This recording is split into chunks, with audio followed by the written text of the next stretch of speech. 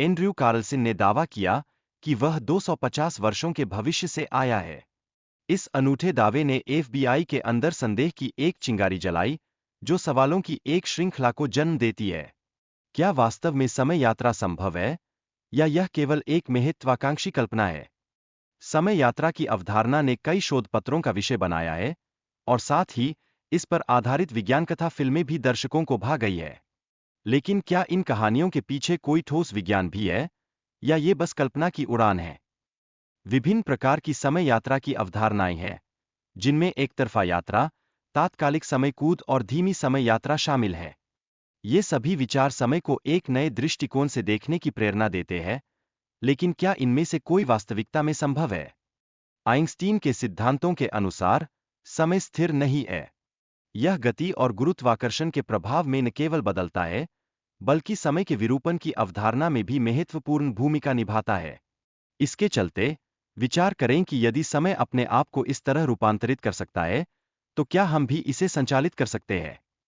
उदाहरण के लिए, जब आप एक तेज विमान में यात्रा करते हैं, तो समय आपके लिए धीमा महसूस होता है। इस सिद्धांत को काइनेमेटिक टाइम डायलेशन कहा जाता है।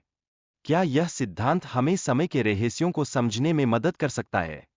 1971 में हुए हाफेल किटिंग प्रयोग ने यह सिद्ध किया कि तेज गति से यात्रा करने वाली घड़ी का समय सामान्य घड़ी से पीछे रह जाता है। यह निष्कर्ष समय की धारणा और उसके प्रभाव के बारे में कई सवाल खड़े करता है। क्या हम वास्तव में समय को नियंत्रित कर सकते हैं? जेनारी पाडाल्का, एक रूसी अंतरिक्ष यात्री, ने 879 दिनों तक अंतरिक्ष में रहकर भविष्य में 0.02 सेकंड की यात्रा की। यह एक अद्भुत उदाहरण है, जो हमें सोचने पर मजबूर करता है कि क्या अंतरिक्ष की अनंतता में समय को परिवर्तित करना संभव है। आइंस्टीन के समय फैलाव के सिद्धांत के अनुसार, उच्च गुरुत्वाकर्षण के पास समय धीमा हो जाता है। जैसे जैसे हम भारी पिंडों के करीब जाते हैं, समय का अनुभव बदल जाता है। क्या ये बदलाव हमें समय यात्रा के और भी करीब ले जा सकते हैं? ब्लैक होल के पास समय यात्रा की अवधारणा को फिल्म इंटरस्टेलर में दर्शाया गया है। फिल्म में 1 घंटे के लिए बिताया गया समय पृथ्वी पर 7 वर्षों के बराबर होता है। क्या यह कल्पना वास्तविकता में तब्दील हो सकती है, या यह केवल मन की एक उड़ान है? क्रायोनिक स्लिप एक ऐसा तरीका है जिसमें लोग ठंडे वातावरण में सोते हैं, जिससे उम्र बढ़ने की प्रक्रिया धीमी होती है। यह सिद्धांत विज्ञान की फिक्शन कहानियों में भी प्रदर्शित किया गया है। क्या यह हमारे समय के अनुभव को बदलने की दिशा में एक कदम है? स्टीफन हॉकिंग ने 2009 में एक मजेदार प्रयोग किया, जिसमें उन्होंने समय यात्रियों के लिए एक पार्टी आयोजित की। लेकिन आश्चर्यजनक रूप से कोई भी उपस्थित नहीं हुआ। क्या यह सच में साबित करता है कि अतीत में यात्रा संभव नहीं है? भविष्य में समय यात्रा के संभावित तरीकों में से एक काले छिद्रों का उपयोग है, जो गुरुत्वाकर्षण के प्रभाव से समय को मोड़ सकते हैं।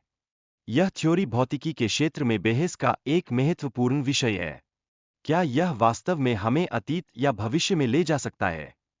वर्महोल्स को खोलने के लिए नकारात्मक ऊर्जा की आवश्यकता होती है, जो एंटी गुरुत्वाकर्षण ऊर्जा के समान है।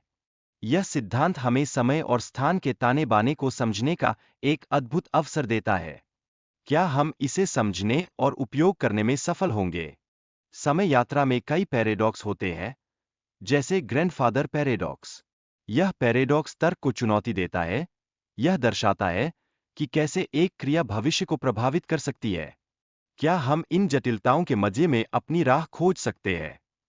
प्रीडेस्टिनेशन पैराडॉक्स का सिद्धांत बताता है कि अतीत में बदलाव करने पर भी घटनाएं निश्चित दिशा में ही होती है। यह विचार हमें यह सोचने पर मजबूर करता है कि यदि परिवर्तन हमेशा हमारे वर्तमान को प्रभावित करता है, तो हम अपने भविष्य को कैसे आकार देंगे?